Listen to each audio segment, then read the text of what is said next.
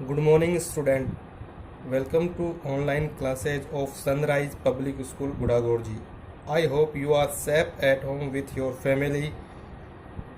Today we are going to discuss about genetics. First of all, we know about the genetics meaning. The meaning of genetics is study of gene. इसका मतलब ये हुआ कि gene का अध्ययन.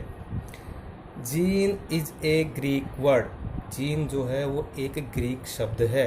The term gene was given by Johnson. ये जो gene शब्द है ये जॉनसन के द्वारा दिया गया था. The term genetics was given by Bateson. और ये जेनेटिक्स जो शब्द है ये बेटसन के द्वारा दिया गया था. In genetics we study about heredity characters and variations.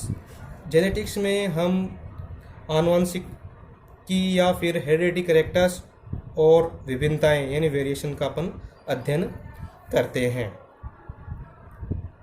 It means genetics have two part, heredity characters and variations. Heredity का मीनिंग, हिंदी मीनिंग होता है आनुवंशिकता और वेरिएशन का मतलब होता है विभिन्नताएं. इसका मतलब ये हुआ कि जेनेटिक्स में हम आनुवंशिकता और वेरिएशन विभिन्नताओं का अध्ययन करते हैं. तो इस प्रकार हम हेरिडिटी कैरेक्टर्स जो है उसका हम अध्ययन करते हैं. तो डेफिनेशन देखिए हेरिडिटी कैरेक्टर्स की. The characters which are transmitted in one generation to another generation are known as heredity characters. यानी वे लक्षण जो एक पीढ़ी से दूसरी पीढ़ी में स्थानांतरित होते हैं उन्हें हम हेरिडिटी कैरेक्टर्स या आनुवंशिकी लक्षण कहते हैं. फॉर एग्जाम्पल आप लोगों ने देखा होगा कि लोब ऑफ ईयर यानी लोब, कान, कर्णपाली जो होती है यानी कान की जो लोब होता है उसका आकार. कलर ऑफ आई, आंखों का कलर, जैसे किसी की आंखें ब्राउन है किसी की आंखें ब्लैक है. शेप ऑफ हेयर यानी बालों का आकार, किसी के घुंघराले बाल होते हैं किसी के सीधे बाल होते हैं. Some disease like AIDS, baldness, कुछ बीमारियां हैं जैसे एड्स है, गंजापन है, ये भी हम हेरिडिटी कैरेक्टर्स में इंक्लूड करते हैं. इसका मतलब ये हुआ कि ये जितनी भी ये लक्षण है जैसे आंखों का कलर है, बालों का शेप है, कान की बनावट है, ये एक पीढ़ी से दूसरी पीढ़ी में स्थानांतरित होते हैं. इसी प्रकार जैसे कुछ बीमारियां होती हैं जैसे एड्स है, गंजापन है, सिकल सेल एनीमिया है, नाइट ब्लाइंडनेस है, ये भी आनुवंशिकी लक्षण कारक हैं जो एक पीढ़ी से दूसरी पीढ़ी में ट्रांसफर होते हैं. The transfer of heredity characters from parents to offspring generation is called heredity. आनुवंशिकी लक्षणों का अपनी माता पिता से उसके बच्चों में जो लक्षण ट्रांसफर होते हैं उसे हम आनुवंशिकता कहते हैं. और ये जो लक्षण है यानी ये जो हेरिडिटी यानी आनुवंशिक जो लक्षण है जो एक पीढ़ी से दूसरी पीढ़ी में स्थानांतरित होते हैं, इन लक्षणों को तो हम आनुवंशिकी कारक कहते हैं और इस प्रक्रिया को यानी इस प्रोसेस को हम आनुवंशिकी या हेरिडिटी कहते हैं. The word heredity was given by Spencer. ये जो हेरिडिटी जो शब्द है ये स्पेंसर के द्वारा दिया गया था. आई होप यहाँ तक आप लोगों को समझ में आया होगा. The branch of biology in which we study about heredity and variation in living is known as genetics. यानी जीव विज्ञान की वह शाखा जिसमें हम आनुवंशिकी लक्षण और विभिन्नताओं का अध्ययन करते हैं उसको हम जेनेटिक्स कहते हैं यानी आनुवंशिकी कहते हैं. तो यहाँ तक आप लोगों को बात समझ में आई होगी. एक बार फिर से रिवाइज कर लेते हैं. जेनेटिक्स का मतलब होता है आनुवंशिकी और इसका जो मीनिंग होता है स्टडी ऑफ जीन यानी जीन का अध्ययन. इसका मीनिंग होता है जीन का अध्ययन. जीन जो शब्द है वो एक ग्रीक शब्द है. जीन जो शब्द है वो एक ग्रीक वर्ड है. The term of gene was given by Johnson. ये जो जीन शब्द है ये जॉनसन के द्वारा दिया गया था. The term genetics was given by Bateson. ये जो जेनेटिक्स जो शब्द है यानी जो जेनेटिक्स जो शब्द दिया था ये तो दिया था बेटसन ने और जो जीन शब्द दिया था ये दिया था जॉनसन ने. तो इस प्रकार अपन क्या करते हैं जेनेटिक्स में अपन हेरिडिटी कैरेक्टर्स और वेरिएशन यानी विभिन्नताओं का अपन अध्ययन करते हैं. तो हेरिडिटी कैरेक्टर्स कौन से होते हैं वे लक्षण जो एक पीढ़ी से दूसरी पीढ़ी में या अपने माता पिता से उसकी संतान में जो लक्षण ट्रेवल होते हैं या पहुंचते हैं उसको हम हेरिडिटी कैरेक्टर्स कहते हैं। जैसे इसमें ये हेरिडिटी कैरेक्टर्स अच्छे भी हो सकते हैं और बुरे भी हो सकते हैं। इसका मतलब ये हुआ कि कुछ एक बीमारियां जो होती हैं जो पीढ़ी दर पीढ़ी चलती है, जैसे एड्स है, गंजापन है, नाइट ब्लाइंडनेस है, ये जो बीमारियां हैं ये जो पीढ़ी दर पीढ़ी चलेंगी। इसका मतलब ये हुआ कि अगर किसी के माता पिता में अगर ये बीमारियां हैं तो उसकी जो संतान होगी उनमें भी ये बीमारियां होंगी। तो देखिए रिसेंटली जो बार्डनेस है यानी गंजापन है इसको भी हेरिडिटी कैरेक्टर्स में इंक्लूड किया जाने लगा है। इसका मतलब अगर ये गंजापन है ये भी इसको अपन हेरिडिटी कैरेक्टर कह सकते हैं। इसके साथ आंखों का कलर है, किसी की आंखों का कलर अगर ब्लैक है या ब्राउन है तो निरंतर एक पीढ़ी से दूसरी पीढ़ी में ट्रेवल होते हैं। इस प्रकार ये जो होंगे इस करेक्टर को अपन कहेंगे हेरिडिटी करेक्टर। और इन हेरिडिटी करेक्टर का जो अपन अध्ययन करते हैं, स्टडी करते हैं, उसको हम जेनेटिक्स कहते हैं। The word heredity was given by Spencer. जो हेरिडिटी जो शब्द है यानी आनुवंशिकता जो वर्ड है ये किसके द्वारा दिया गया था? ये स्पेंसर के द्वारा दिया गया था। और आनुवंशिकी का अपन जहाँ अध्ययन करते हैं यानी विज्ञान की उस शाखा में जब अध्ययन करते हैं उसको हम क्या कहते हैं? उसको हम जेनेटिक्स कहते हैं।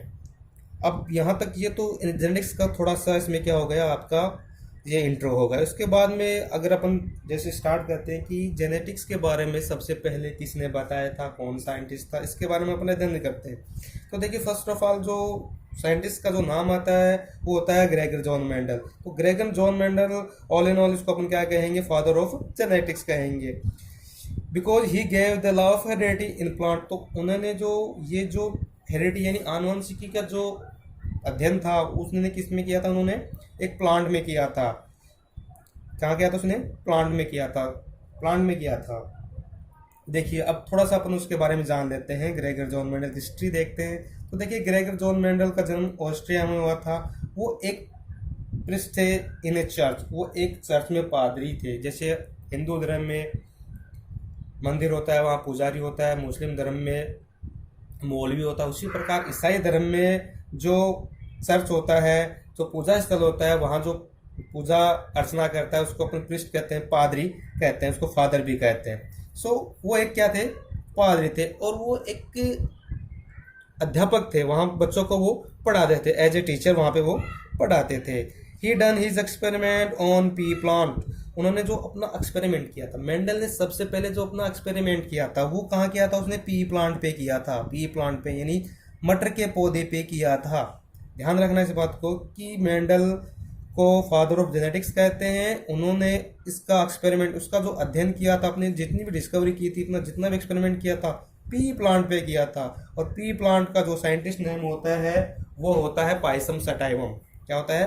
पाइसम सटाइवम इसका साइंटिफिक नेम है। इसका ध्यान रखना, इसका नाम क्या होता है? Pisum sativum. तो अगर आप देखते हैं हिस्ट्री देखते हैं ग्रेगर जॉन मेंडल की, तो ग्रेगर जॉन मेंडल को अपन क्या कहते हैं? फादर ऑफ जेनेटिक्स कहते हैं।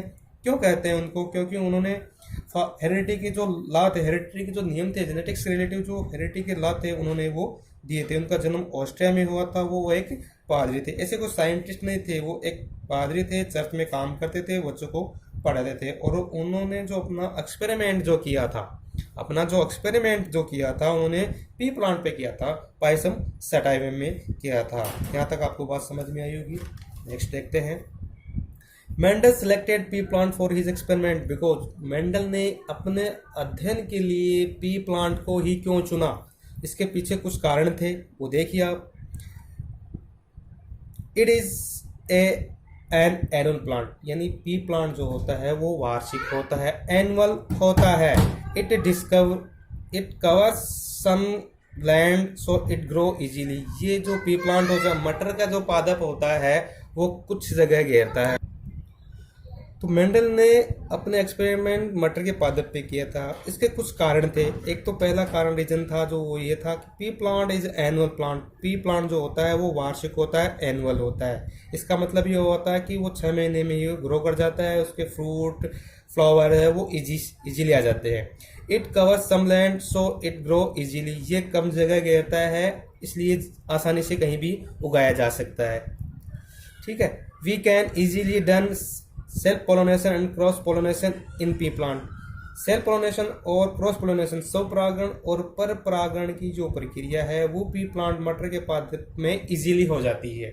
अब देखिए जो शब्द है सेल्फ पोलिनेशन और क्रॉस पोलिनेशन, ये शब्द पहले भी आपको क्लास में आपके आए हैं। जैसे सेल्फ पोलिनेशन का मतलब होता है स्वपरागण। सपोज दैट एक प्लांट है, उस प्लांट में फ्लावर है, उस फ्लावर से अगर पोलिनेशन होता है उसी प्लांट पे होता है या उसी स्पीसीज के अदर प्लांट पे होता है, तब तो अपन उसको बोलते हैं सेल्फ पोलिनेशन। सपोज दैट एक रोज का प्लांट है, उस रोज के प्लांट पे ही पोलिनेशन होता है तो उसको अपन सेल्फ पोलिनेशन कहेंगे। या उसी प्रजाति का यानी उसी स्पीसीज का फ्लावर है या प्लांट है उस पे होता है तो उसको अपन सेल्फ पोलिनेशन कहेंगे। क्रॉस पोलिनेशन होगा, वो क्या होगा, उसमें स्पीसीज चेंज हो सकती है, उसको अपन क्रॉस पोलिनेशन कह सकते हैं। सो पी प्लांट में जो होता है सेल्फ पोलिनेशन और क्रॉस पोलिनेशन इजीली हो जाता है। We study many generation in pea plant in short period time. अपन जो जनरेशन जो होती है पी प्लांट की, बहुत सारी जनरेशन का अध्ययन अपन कम समय में पी प्लांट में अपन कर सकते हैं। तो ये मुख्य कारण थे उसके पी प्लांट को चूज करने के मेंडल के द्वारा। एक तो पहला कारण था कि ये एक एनुअल होता है, कम जगह घेरता है। तीसरा रीजन ये हो गया कि इसमें सेल्फ पोलिनेशन और क्रॉस पोलिनेशन इजी से हो सकता है। चौथा रीजन जो इसका ये है कि इसमें बहुत सारी जो जनरेशन है उसका अपन एक साथ अध्ययन कर सकते हैं। तो देखिए मेंडल ने जो अपने पी प्लांट पे जो एक्सपेरिमेंट किए थे उसके पीछे सिलेक्शन के तो ये मुख्य कारण थे, और उन्होंने जो बहुत सारे एक्सपेरिमेंट किए थे पी प्लांट पे। ऐसा नहीं कि एक जनरेशन में उन्हें रिजल्ट मिल गया था, वो उन्होंने बार बार उन प्लांट को ग्रो किया, यानी प्लांट को ग्रो किया, उसके सीड कलेक्शन किया, फिर सीड को ग्रो किया। ऐसे बहुत सारे तकरीबन आप ये मान सकते हो कि उन्होंने 22 जनरेशन तक ये अपना एक्सपेरिमेंट किया था। 22 जनरेशन तक एक्सपेरिमेंट करने के बाद में मेंडल ने ओनली 7 कैरेक्टर्स चूज किए थे अपने पूरे एक्सपेरिमेंट में। उन्होंने केवल 7 कैरेक्टर्स चूज किए थे। तो उन 7 कैरेक्टर्स का अपन डिस्कस कर लेते हैं। Mendel selected 7 characters for his experiment which are follow, यानी जो मेन जो 7 कैरेक्टर्स थे मेंडल ने जो मटर के पादप में जो 7 कैरेक्टर्स चूज किए थे, वो ये मुख्य कारण जो थे वो ये है। देखिए आप लोग, देखिए प्लांट कैरेक्टर्स, प्लांट के जो कैरेक्टर्स है, किस प्रकार का प्लांट है, डोमिनेंट है या रिसेसिव। डोमिनेंट का मतलब होता है प्रभावी और रिसेसिव का मतलब होता है अप्रभावी। जैसे अपन लॉ ऑफ पढ़ेंगे मेंडल के, तो उसमें डोमिनेंट और रिसेसिव का अपन नेक्स्ट वीडियो में इसका अपन डिस्कस कर लेते हैं। तो पहले आप ये देख लीजिए जो कैरेक्टर्स थे, 7 कैरेक्टर्स जो थे वो क्या थे वो देखिए आप लोग। फर्स्ट था हाइट ऑफ प्लांट। अब हाइट यानी पादप की ऊंचाई क्या थी,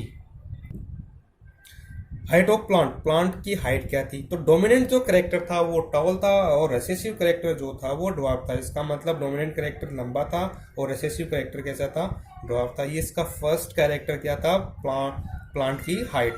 सेकंड जो उसका कैरेक्टर उन्होंने चूज किया था वो था position of flower. Position of flower यानी फ्लावर की पोजीशन कहाँ पे है, यानी पोजीशन यानी फ्लावर की पोजीशन प्लांट में कहाँ पे, एक्सियल है या टर्मिनल है। कलर ऑफ फ्लावर वायलेट है या वाइट है, यानी कलर ऑफ फ्लावर का कलर कैसा है, बैंगनी है या सफ़ेद है। तो इसमें जो वायलेट जो कलर है वो डोमिनेंट कैरेक्टर होगा और रिसेसिव कैरेक्टर जो होगा वो वाइट होगा। ये डोमिनेंट और रिसेसिव जो होंगे अपन नेक्स्ट वीडियो में इसका अपन अच्छे से स्टडी करेंगे कि डोमिनेंट क्या होता है और रिसेसिव क्या होता है। तो आप पहले तो आप ये 7 कैरेक्टर्स के देखिए आप। उसके बाद में जो फोर्थ जो कैरेक्टर है वो था शेप ऑफ पोड, यानी फली का आकार कैसा था, इन्फ्लेटेड थी या फिर कॉन्स्ट्रक्टेड थी, यानी चिपकी हुई थी या फुली हुई थी।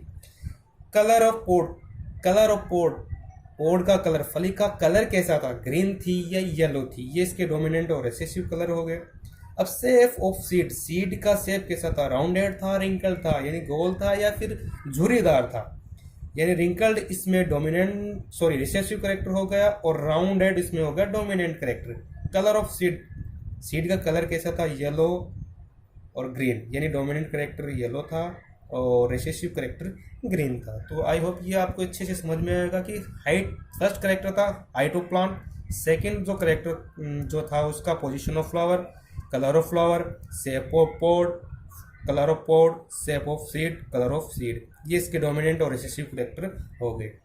उसके बाद में देखिए यहाँ तक ये जो उन्होंने जो एक्सपेरिमेंट किया था, उसके बाद में उसने जो ऑस्ट्रिया की एक इंस्टीट्यूट थी जहाँ से ये एक्सपेरिमेंट अप्रूव होते हैं, तो मेंडल ने अपने जितने भी एक्सपेरिमेंट, ये जो जितना भी अपना मटेरियल कलेक्ट किया और उसमें अपना ये जो एक्सपेरिमेंट था इसके जितने भी जो रीजन थे या जितने भी उसके जो रिजल्ट थे उसको वहाँ पे सबमिट कर दिया। लेकिन सबमिट करने के बाद में जो साइंटिस्ट थे, यानी जो हेड ऑफ जो डायरेक्टर थे, उन्होंने इस तरफ ध्यान नहीं दिया कि जेनेटिक्स के बारे में जो मेंडल ने जो बताया था वो सही है, क्योंकि उस टाइम पे हुगो डे व्रीज एक साइंटिस्ट थे, वो उसके बारे में काफ़ी रिसर्च हो रही थी, तो सारे जो वर्ड था उसका वो उसके बारे में डिस्कस कर रहा था, जेनेटिक्स के बारे में किसी ने कोई ध्यान नहीं दिया। तो देखिए उसकी आफ्टर डेथ ऑफ मेंडल, यानी मेंडल की डेथ के तकरीबन आप ये मान सकते हो कि 35 साल के बाद में इसकी रीडिस्कवरी हुई। और रीडिस्कवरी करने वाले 3 साइंटिस्ट थे, वो थे आपके थे एक तो ह्यूगो डे व्रीज थे, एक कॉरेंसन था और एक इरिन वॉक थे। उन्होंने ही ये फिर से रीडिस्कवरी की, क्या एक्चुअल में जो मेंडल ने जो एक्सपेरिमेंट किए हैं उसके जो रिजल्ट निकल रहे हैं क्या वो एक्चुअल में वैसे ही रिजल्ट आएंगे जैसा मेंडल ने बताया है। तो रीडिस्कवरी करने के बाद में सारा जो इस प्रकार से जो मेंडल ने जो बताया था एज इट वैसा ही रिजल्ट सामने निकल के आया। तो आफ्टर ऑफ 35 ईयर, यानी 35 ईयर के बाद में मेंडल के ऑनर में उनको ये ऑनर दिया गया। सो मेंडल को, ग्रोगर जेन मेंडल को फादर ऑफ जेनेटिक्स कहते हैं। आई होप ये आपको समझ में आया होगा। Thank you very much. Next video कल देखते हैं।